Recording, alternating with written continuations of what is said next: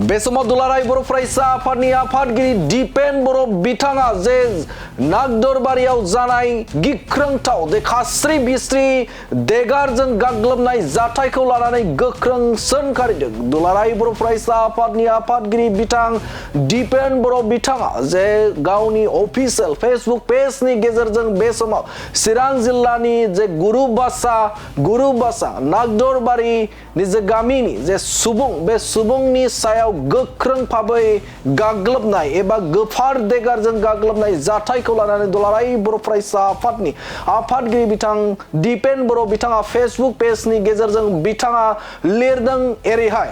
चिरां जिल्लानि सिङाव थानाय नागदरबारि गुरुबासानि थागिबि लाइमोन साइमन बिस्कुखौ सिनाय मोनै दुथां सुबुंफोरा मटर साइकेलजों लावथि लावखार ओंखाम जाग्रानिफ्राय फैनानै गिख्रंथाव गोफार हाथियारजों गाग्लोबनायखौ गोख्रों रावजों सोंखारियो। दायनिगिरिफोरखौ थाबैनो हमनो आरो गोख्रों साजा होनांगौ होननानै दाबि खालामो। जखम जानाय सुबुंखौ थाबै मोजां मोनफिननो थाखाय इसोरनि खाथियाव आरज गाबबाय। बे समाजाव मोनसे रोखा गोहोम खोख्लैयो, जेरै समाजाव आरो रंजानायनि मुङाव पिकनिक स्पट उदां सोलिबाय थानाय जौ पिकनिक स्पट आरो मेलानि मुङाव बेफोरबायदि जायगाफोराव फेग्रा मुवा।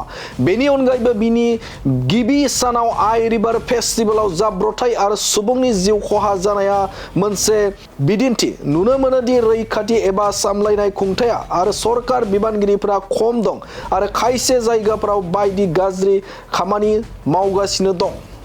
जे बिथां दिपेन बर' बिथाङा लिरदों जे चिरां जिल्लानि सिङाव थानाय नागदरबारि गुरुबासानि थागिबि लाइमोन साइमन बिस्कुखौ सिनाय मोनै दुथां सुबुंफोरा मटर साइकेलजों लावखार ओंखाम जाग्रानिफ्राय फैनानै गिख्रंथाव गोफार हाथियारजों गाग्लोबनायखौ गोख्रों रावजों सोंखारियो। दायनिगिरिखौ थाबैनो हमनो आरो गोख्रों साजा होनांगौ होननानै दाबि खालामो। जोखोम जानाय सुबुंखौ थाब मोजां मोनफिननो थाखाय इसोरनि खाथियाव आरज गाबबाय।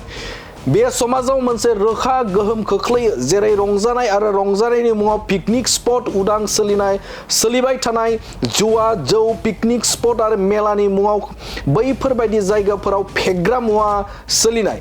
बेनि अनगायैबो गिबि सानाव आइ रिभार फेस्टिभेलाव जाब्रबथाय आरो सुबुंनि जिउ खहा जानाया मोनसे बिदिन्थि।